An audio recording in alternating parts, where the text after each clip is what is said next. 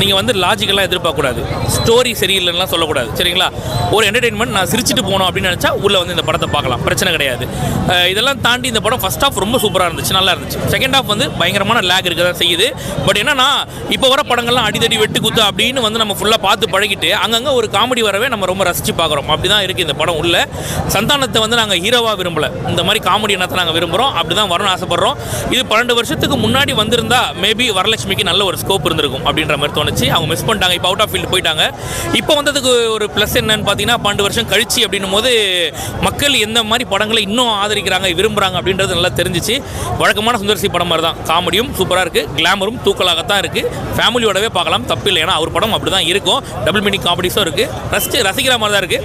சந்தானம் சூப்பராக பண்ணியிருந்தாரு. மனோபாலா காமெடி பண்ணாமல் பாடி லாங்குவேஜ்லேயே சூப்பராக பண்ணிட்டாப்புல, பார்க்கலாம். ஒஸ்ட் இல்லை. செகண்ட் ஹாஃப் கொஞ்சம் கடியாக போகும், அதை மட்டும் பார்த்துக்கணும். பட் பார்க்கலாம்.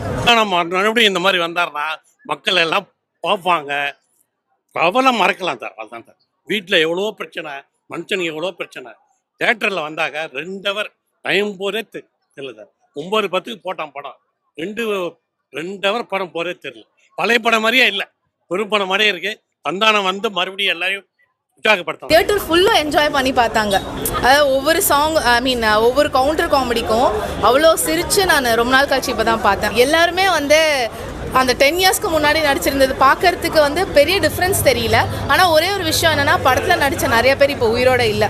ஸ்பெஷல் மென்ஷன் பண்ணணும், மணிவண்ணன் அண்ட் மனோபாலா 2 பேருமே இப்போ உயிரோடு இல்லை. மனோபாலாவோட செகண்ட் ஹாஃப் சீன்ஸ் எல்லாம் வேறு லெவலில் இருந்தது. அவரை வச்சு ஒரு சீன்ஸ் போச்சு, தியேட்டரே சிரிச்சிட்டு இருந்தது. அது பார்க்கறதுக்கு நல்லா இருக்கு. ஐயோ, பணமாந்து கூட காமெடி பண்ணாருங்க மனோபாலா. ஃபுல் பண்ணுங்க, அவரு செத்துருவாரு. ஆக்சுவலா ஒருத்தர் செத்தா சோகா வரணும்ல, இவர் செத்ததுக்கு எல்லாம் சிரிச்சிருக்காங்க. ஜாலியா இருக்குது படம்.